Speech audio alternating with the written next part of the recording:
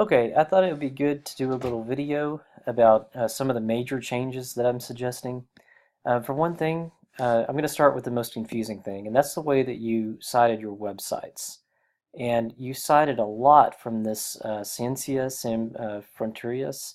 I do not read Portuguese and I do not speak Portuguese, but I alphabetized this and cited this source according to the APA handbook and according to what APA editors say to do. So, and you'll notice in the links I put discussion links to APA editors addressing questions specific like to problems like this. But you have all of these citations are from the same website. You have the page, this page, whatever that is. You have the frequently asked questions, the full PhD, and so on and so forth. It ends up being all the way to G.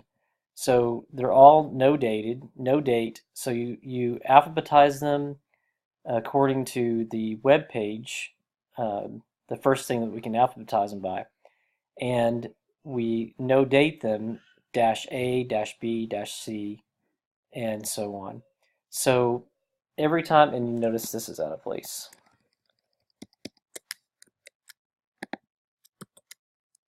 Um, so if you've translated them in your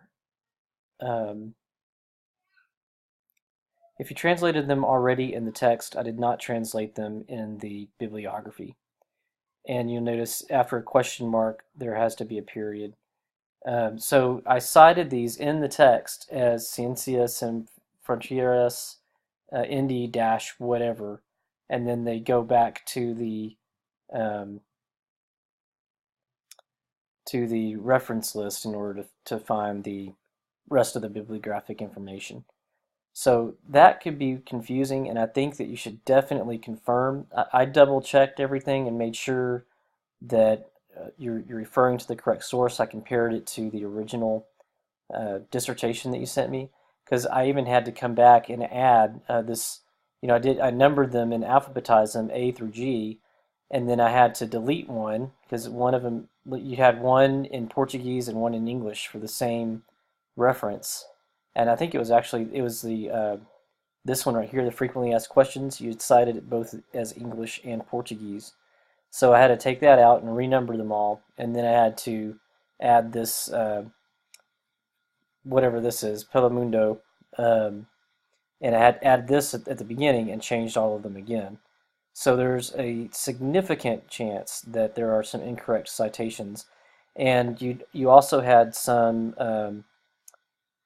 one or two citations that didn't identify which one you were referring to, and I flagged those.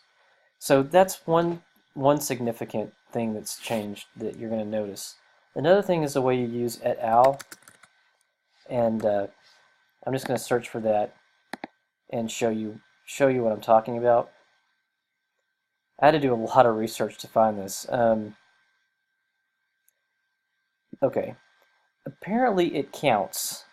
If you put this counts as the first citation. You don't need to have Kohun, Wu, and Yu 2006 and then have it in parentheses Kohun, Wu, and Yu in parentheses 2006 page 641. This counts as the first reference, so then you can use et al. And you only do that twice, but it was a significant problem. I had to look up, and I talked with several editors about this, and I was unclear about what your advisor wanted on this, because your advisor could have a very strong opinion to the contrary, and you may know what that opinion is, but I have to do it because you paid me to do it according to APA. This is APA.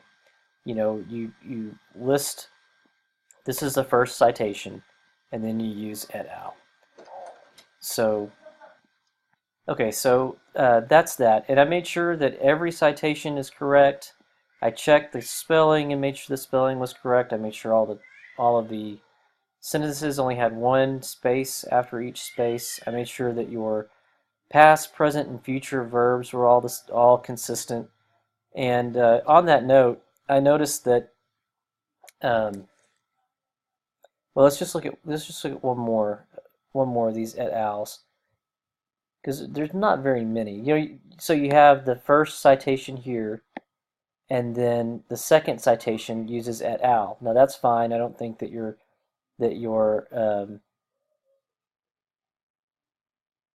advisor is going to have a problem with that. Um, this is another et al. Lee and Gardner, Lee and Gardner. But you get the picture. There's only two. There was only two of them. So just keep an eye out for that. The other thing that was very significant in the dissertation is the use of the future. You have so many um, transitions where you say, in the next section, I will discuss, or following, I will discuss. I don't think that you need any of these. I would go through and just delete all of these transitional statements. Now, your advisor may be a stickler about adding transitional statements like this, but almost all the time you have a very good transition sentence here. Like my study asks which factors hinder women in STEM to be internationally mobile. And then you talk about it. The academic environment as facilitator of persistence in doctoral programs in STEM. Now, you don't need this in the next section I will discuss, but I always use the future to discuss what's going to come next in the dissertation. So that explains the use of the future tense. So those are the two things that I think you would have had a major question about, and just let me know if I can do anything else for you. I need this back from you by Sunday at about 6 p.m. Central Standard Time so I can do all the last minute adjustments, and I'll get it back to you by whatever time you need it on Monday.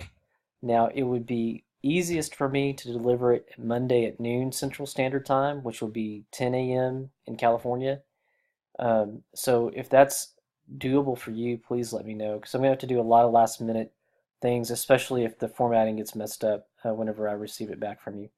So anyway, good job. And this is pretty decently written. I only found a handful of like real typos, like durable errors. Most of the things that I fixed were just APA stuff. And you can tell I made a lot of changes. So good luck.